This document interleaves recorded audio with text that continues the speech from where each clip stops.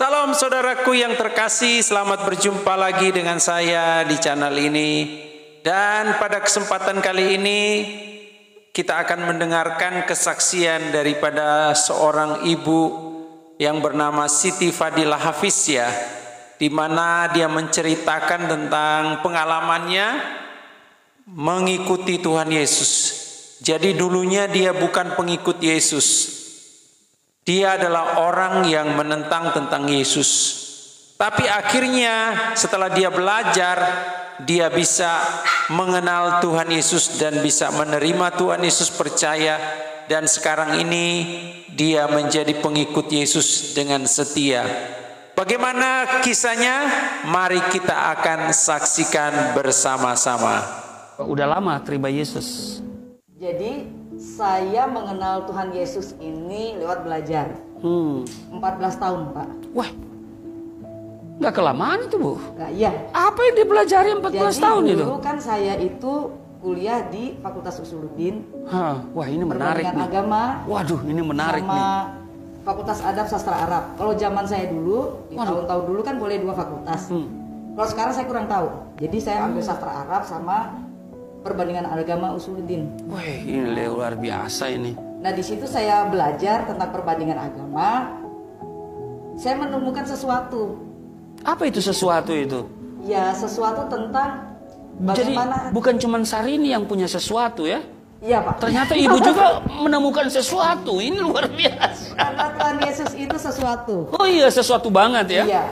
Terus, Bu? Nah, jadi saya belajar di perbandingan agama itu ada sesuatu yang menyentil gitu ya hati saya, kok jadi begini begitu.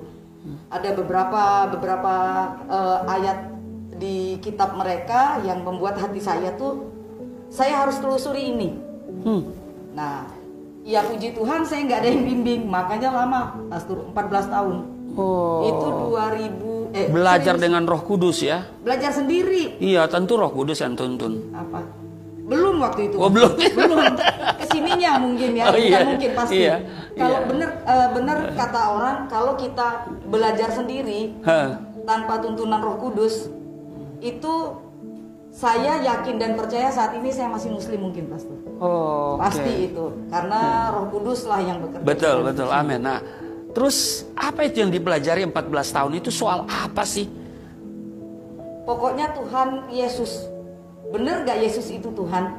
Itu yang saya ubek-ubek. Ya aduh, 14 tahun belajar hanya Yesus Tuhan. Ya pengen tahu Yesus luar Tuhan biasa. Apa enggak? Yesus itu Tuhan apa enggak? Saya ubek-ubek lagi Alkitab. Saya sampai dulu kan zaman saya dulu waktu mungkin pastor yang merasakan.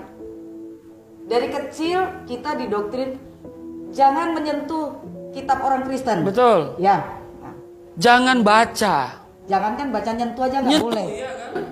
Itu dia. Kalau si Ali Yudin itu bilang, saya bukan cuma menganggap itu, saya anggap najis. Iya, benar, haram kan hukumnya. Nah begitu. Itu dimuat di dalam rukun iman yang ketiga. Itu salah satu alasan saya baca Alkitab. Benar. Ya, percaya kepada kitab yang pernah diturunkan oleh Allah.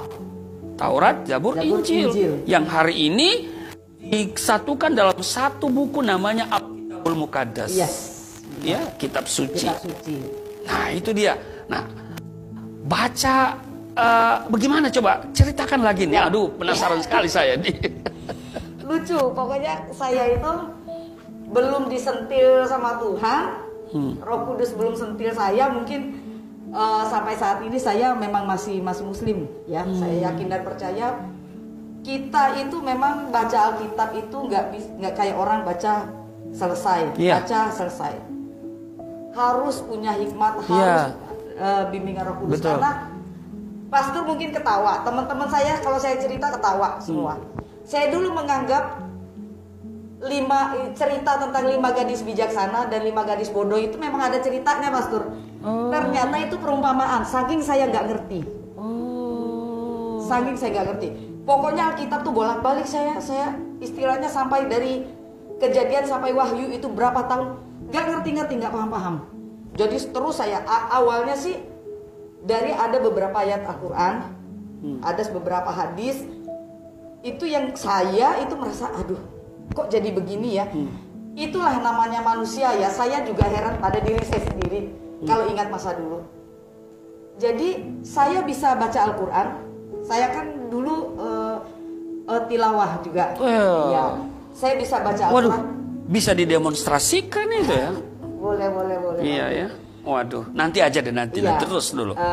Bisa baca Al-Quran, ngerti artinya, tapi nggak paham maksudnya. Nah itu. Nah ini yang repot. Jadi bisa baca, ngerti arti, dengan irama yang luar biasa, mengerti, bisa mengartikan, terjemahkan, tapi nggak paham maksudnya. Nggak paham. Itu dia. Waduh. Dan kebanyakan orang-orang saudara kita yang di seberang tuh kebanyakan seperti itu. Bahkan lebih banyak lagi bisa baca, nggak ngerti arti, nggak paham maksud. Nah ini repot. Nah repot ya. Jadilah kadrun. Haleluya. Tapi kan ibu punya latar belakang pendidikan yang luar biasa loh. Jurusan perbandingan agama sama sastra Arab. Sastra Arab. Waduh, bisa belajarin ngajar bahasa Arab di sinilah, jangan online lah. Boleh. Iya kan? Nanti ada di tempat saya di lantai atas tuh ya. Waduh, itu luar biasa. Oke, lanjut deh. Sampai datang pada pengakuan Yesus Tuhan dan Juru Selamat. Itu gimana? Itu ya, saya pertama sebenarnya sudah diberikan sesuatu, kalau kita bilang sekarang mukjizat ya. Sudah diberikan, dikasih penglihatan lewat Tuhan menolong hidup saya beberapa kali. Terus saya tersentuhnya dengerin lagu Ya Aba Bapa, cuman gara-gara itu Mas. Baru saya bilang ya Tuhan, Aba Bapa, ini aku anakmu. cuman waduh, gitu. Luar biasa ya. Bilang, itu pertama kali dengar di mana? Itu pertama kali dengar saya disuruh teman saya. Saya kan bisa main piano. Iya, itu saya belum masuk. Saya nanti mau tanya itu dia main piano. Dia cari chord. Habis gitu saya punya murid bilang, maaf mem, saya minta diajarin lagu ini boleh nggak? Karena dia tahu kan saya muslim. Ya coba saya pelajari dulu. Ternyata dari situ Tuhan sentuh hati saya. Saya berpikir gini, ya Aba Bapak, kok kayaknya Tuhan deket banget ya. Kita panggilnya Bapak. Betul. Berarti aku anaknya. Menggambarkan kedekatan ya. Iya. Saya pikir terus. Akhirnya balik lagi, saya buka lagi Alkitab, buka lagi. Ketemulah Yohanes 1 ayat 1 itu. Pada mulanya adalah firman. Iya, benar. Waduh. Saya datang ke salah satu pendeta perempuan. Dia jelaskan begitu detail. Saya cuma terpana. Oh, berarti Tuhan Yesus, Tuhannya orang Kristen yang saya bayangkan selama ini beda. Di situ baru saya tahu. Padahal 14 tahun loh, Pastor. Saya buka kitab, buka Al-Quran, coba. Luar biasa. Cuma mau cari siapa itu Tuhan Yesus. Kok disebut Tuhan di situ. Karena memang kita sangat menolak ketuhanan Yesus. Benar. Ya. Ada 3 alasan orang Kristen itu disebut kafir oleh kita dulu. Yang pertama karena konsep Allah Tritunggal. Ya. Laqad kafaral ladzina qalu innallaha salisu salasatin. Ya.